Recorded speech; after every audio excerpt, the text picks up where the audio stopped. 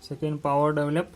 Okay, for that what I want, VR1 from inlet velocity triangle. So VR1 equal to VR1 sin theta, VR1 sin theta equal to VF1, or therefore VR1 equal to VF1 upon sin theta.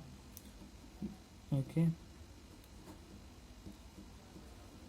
therefore VR1 equal to 533.78 meters per second.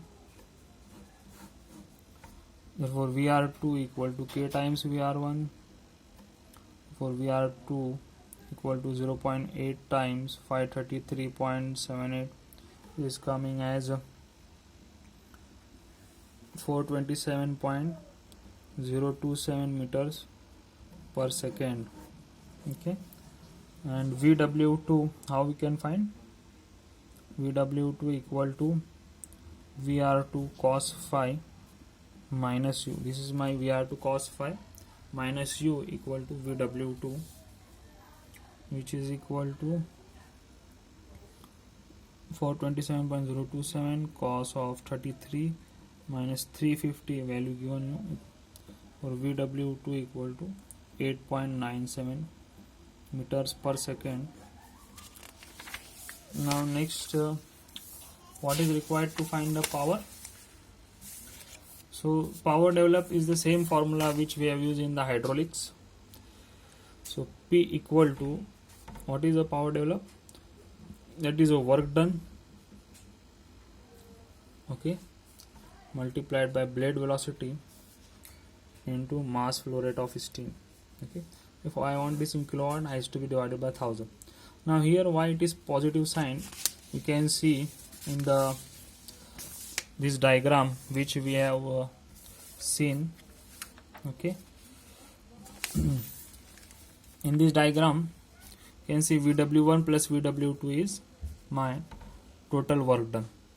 Why? Because VW1 is this direction and VW2 is this direction, both are opposite, so it is minus of minus VW2 is plus.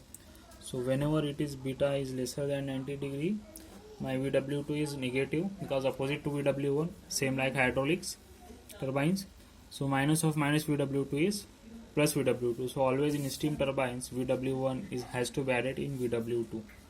Okay, therefore power equal to mass flow is given 1000 kilogram per minute. So it is converted into second. For wanted the value in watts or kilowatt, VW1 plus VW2 divided by 1000, so it is coming as something 4711.64, okay, kilowatt. Now third is the blade efficiency, which is nothing but same like the hydraulic efficiency of Pelton wheel. So because it is also impulse turbine, Pelton wheel is also impulse turbine. So what is the formula? Work done, VW1 plus VW2 into U is my work done, okay, into mass flow rate upon what is that inlet in the form of kinetic energy. What is the kinetic energy? Half mv square. So this half m dot s into velocity. What is the velocity at inlet? v1 square, and here also mass flow rate, work done or power. So this and this gets cancelled, remaining is same like hydraulic efficiency of Pelton wheel. Okay, so it is coming as, so blade efficiency is coming something as 77.38%. Now fourth is stage efficiency. Okay, what is stage efficiency? It is the multiplication of nozzle efficiency into blade or diagram efficiency. It is given 0.93. The blade efficiency is given 0.7738. We have just now find out. It is coming as 71.96% stage efficiency. All these four things have asked. So 12 marks. It is very simple question for 12 marks. Okay. Now if the nozzle efficiency is not given, they will give you the pressure. on that given pressure you have to find the enthalpies. Okay, H1 H2. So what is the formula of nozzle efficiency? If you see, the formula of nozzle efficiency is like this. Nozzle efficiency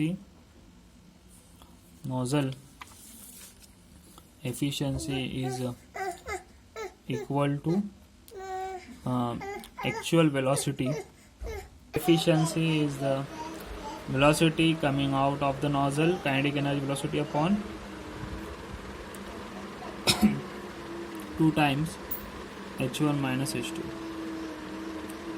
So change of velocity square by 2 into H1 minus H2. This has to come from the steady flow energy equation. Okay, nozzle efficiency.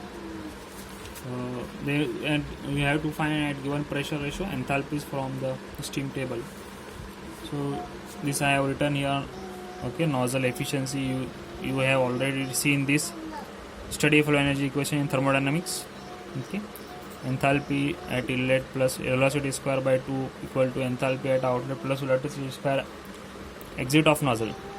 So exit velocity of nozzle equal to under root of 2 H1 minus H2. So this is exit velocity of nozzle, V1 square. That is inlet kinetic energy. Now one more, if they ask you to find the axial force, so axial force equal to mass flow rate of steam into difference of radial component of velocity, that is Vf1 minus Vf2. So axial force is what? Mass of steam into axial acceleration, or axial force equal to mass of steam per second into change of velocity. So change of velocity of radial flow velocity into mass of steam per second. Axial force on the Pelton on the wheel must be balanced or must be taken by a thrust bearing. Next, energy converted to heat by blade friction you can also find using half mass flow rate of steam into VR1 square minus VR2 square. Okay, loss of kinetic energy during flow over blades, that is due to friction. Loss of kinetic energy during flow over the blades. Okay, that is called as heat converted to heat, energy converted to heat by blade friction. It is K times. So VR2 is K times less than VR1. So this is loss of kinetic energy during flow over the blades. And axial force, they may ask, what is tangential force? Mass flow rate. If they ask the tangential force, so tangential force will be tangential force will be equal to VW1 plus VW2 into mass flow rate of steam, and axial force is difference of these two velocities into mass flow rate of steam. Okay, thank you.